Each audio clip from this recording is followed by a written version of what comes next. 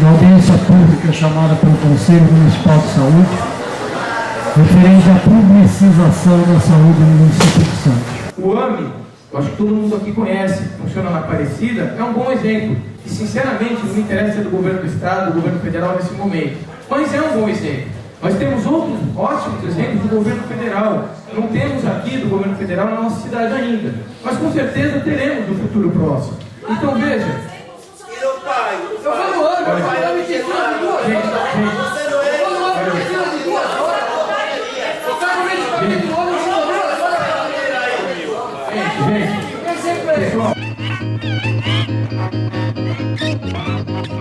Esse teu papo de querer crescer na parceria, jogo aberto e tal,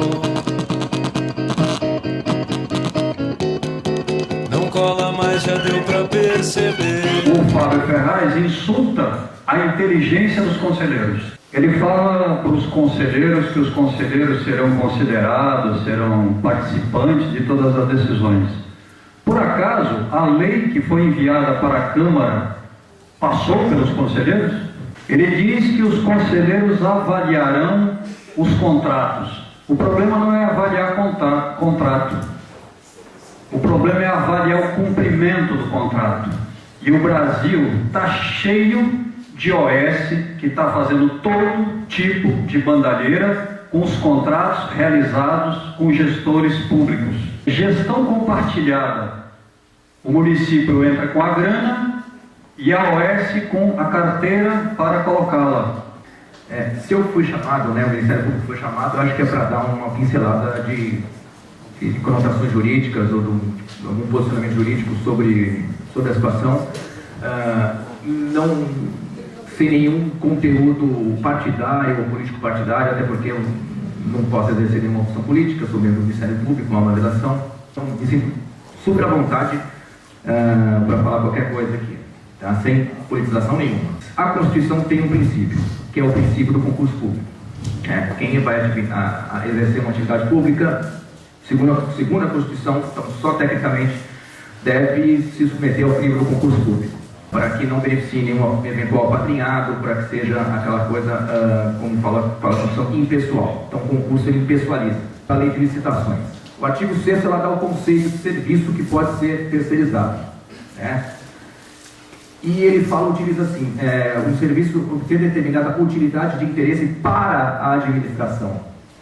Então, a administração quer terceirizar um serviço, uma construção do rodoanel, ela pode terceirizar.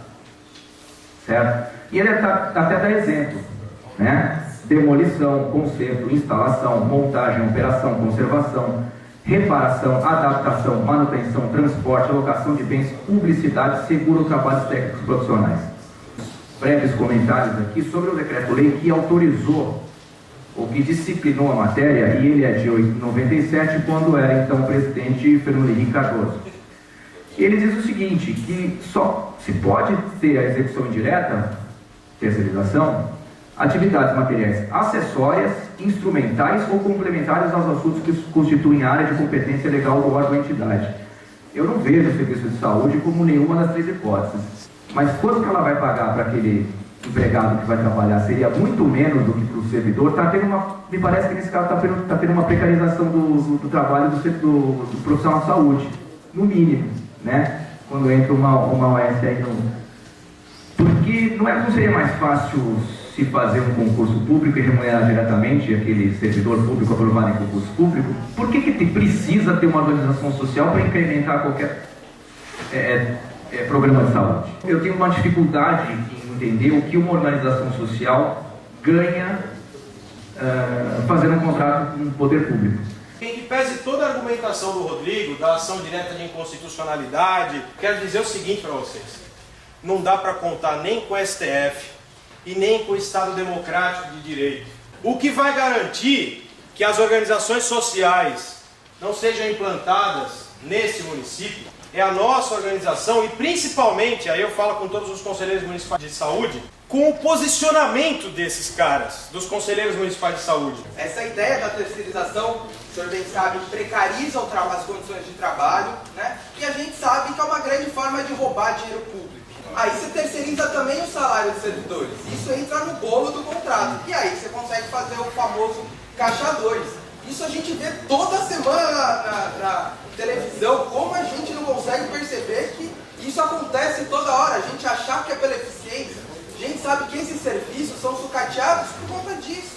Não dá para roubar, então para que o político vai investir num serviço que não dá para roubar? Então é disso que se trata, passar uma lei no afogadilho, no apagar das luzes do ano, e agora estão tentando passar a discussão de implementação dessas malditas OS que estão causando prejuízos, roubos e desvio de dinheiro público no Brasil todo, como se fosse uma coisa boa para a população e para os servidores. E não é. Essa balela que não vai colar, não tá tão fácil assim pra convencer. Esse teu papo de querer crescer,